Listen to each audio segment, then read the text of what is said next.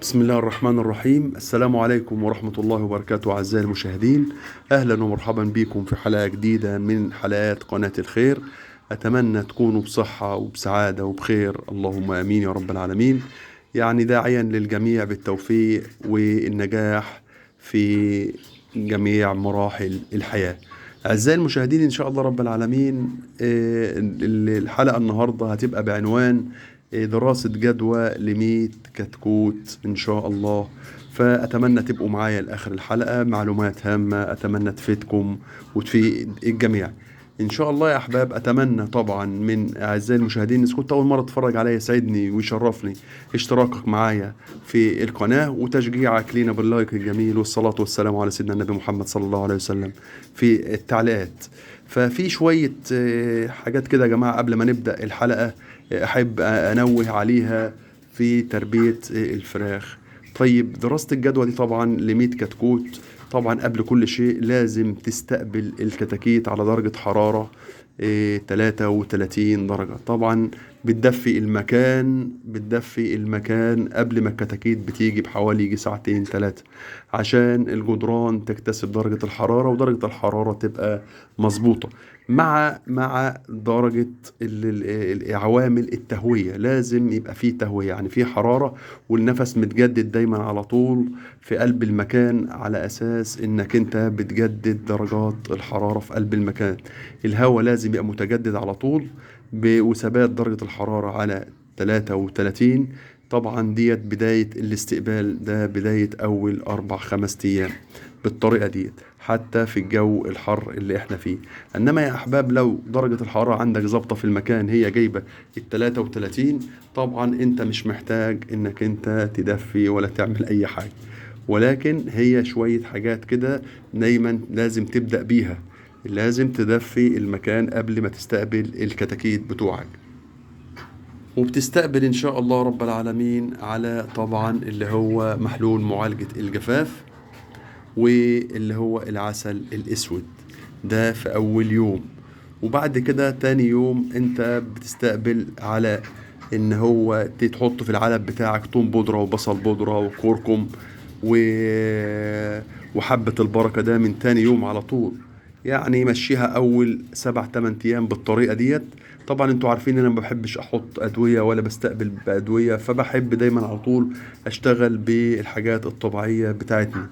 فيا احباب، المسائل بسيطة وسهلة ان شاء الله رب العالمين.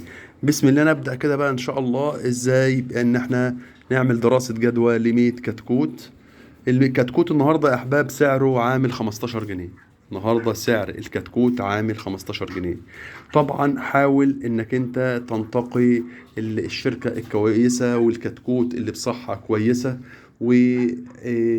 والانتقاء المكان، يعني عامل انك انت تختار مكان كويس تجيب منه ناس امنة. دي عامل اساسي في نجاح دورة الكتاكيت معاك، وتوصل بيها العمر ال 35 يوم او ال 40 يوم بنجاح وباوزان هائلة. واخدين بال حضراتكم؟ يعني سعر الكتكوت 15 جنيه، هنضرب ال 15 في 100 ب 1500 جنيه. طيب الكتكوت بياكل له قد ايه في الفترة السنية ديت؟ بياكل الكتكوت من 3 كيلو ل 3 كيلو وربع. يعني هتحتاج حوالي 325 كيلو للميت كتكوت. طيب ال 325 كيلو هيعملهم بالظبط 12 شكارة. واخدين بال حضراتكم؟ 12 شكارة ل 13 شكارة، من 12 ل 13 شكارة. الشكارة عاملة كام؟ عاملة 540 جنيه. طبعا الأسعار دي بتختلف من مكان إلى مكان تاني. واخدين بال حضراتكم؟ ب 540 جنيه الشكارة. طيب طبعا وبتختلف طبعا في نوعيات العلف ونوعيات الشركات اللي انت بتستعملها. انما انا عندي هنا الشكارة سعرها اللي انا بستعملها عاملة 540 جنيه. طيب حضرتك هتضرب ال 540 جنيه في عدد الشكاير. قلنا من 12 ل 13 شكارة تقريبا بيعملهم 6480 جنيه، يعني 6000 ونص. ال 6000 ونص زائد 1500 جنيه سعر الكتاكيت بيعملوا لك حضرتك 8000 جنيه. ال 8000 جنيه دولت ان شاء الله رب العالمين سعر الكتاكيت، وسعر العلف بتاعهم لنهاية الدورة. زائد حضرتك بتحط 1000 جنيه كهرباء ومثلا أعشاب وشوية مضادات سموم وشوية غسيل كلوي والحاجات دي كلها. مثلا يعني الفرخ بيصرف له مثلا قول 10 جنيه، يعني قول 10 جنيه في 100 هيديلك 1000، يعني كل الحساب 9000 جنيه. ال9000 جنيه دولت يا جماعة ده التوتال كله. طبعا يعني هنقول مثلا طلع مثلا، وإن شاء الله رب العالمين ما يحصلش عندك نافع وطلع أي حاجة، طلع مثلا بنسبة 2% نافع ولا 3% نافع، واخدين بال حضراتكم؟ فالتوتال كله بيدي لك 9000 جنيه. ال9000 جنيه دولت بقى يا أحباب ليه مثلا عمر 35 يوم. يعني دي بقى ايه ارزاق وربك مقسمها. انت بتلعب كله على الوزن، ربنا يراضي الجميع يا رب العالمين. طبعا لو جت الفرخه يعني مثلا ان شاء الله رب العالمين في متوسط، واحيانا يا احباب ما شاء الله ولا حول ولا قوه الا بالله، عمر 28 يوم و30 يوم بيبقى معاك حوالي 2 كيلو، 2 كيلو ربع، و2 كيلو 400 جرام. واخدين بال حضراتكم؟ 28 30 يوم ما شاء الله بيبقى فيه اوزان دي. واحيانا الاوزان بتعصلك شويه معاك في الحر دوت، فبتعمل حوالي 2 كيلو، 2 كيلو الا ربع في الحدود دي. واخدين بال حضراتكم؟ بس عمر 35 بيبقى معاك يعني مثلا وزن كويس ان شاء الله، ربنا بيعوض. ما بيديلكش الفراخ كلها اوزان ثابته، لا بيبقى فيه اوزان مختلفه من اول كيلو ونص لغايه 2 كيلو ونص و3 كيلو الا ربع كمان، و3 كيلو. واحيانا والله يا احباب عمر 35 كيلو، 35 يوم اسف، بيبقى معاك اوزان 3 كيلو. 35 يوم بيبقى معاك 3 كيلو. فدي ارزاق ربنا سبحانه وتعالى مقسمها.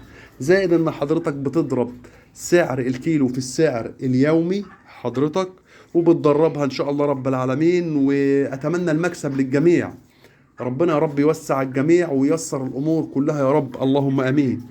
فيا احباب دي كانت دراسة جدوى ل 100 كتكوت. وطبعا على عجالة، المسألة بسيطة خالص. ببقى سعيد والله ان انا بسجل معاكم، وبأتمنى لكم التوفيق والخير كله والستر. فخدوا بالكم يا احباب، يعني هو مشروع يعني ربنا يبارك للجميع، مشروع طيب وكويس اهو حاجة، يعني ربنا ييسر الامور للجميع. فخدوا بالكم من عامل النظافة. طبعا بحب اضيف خدوا بالكم من عامل النظافة وعامل انك ازاي تختار كتكوت كويس والمصدر يبقى كويس، وتجيب الكتكوت من ناس انت تعرفها كويس. هتلاقي الدنيا ماشية معاك كويسة بفضل الله. الحفاظ على التهوية في قلب المكان، يعني حضراتكم اهوت الشفاط دايما شغال، بيشتغل كل حوالي ربع ساعة في الجو اللي احنا فيه دوت، عشان درجة الحرارة احيانا بتبقى عالية. فطبعا لازم تجديد الهواء مهم في قلب المكان لنجاح دورة التسمين.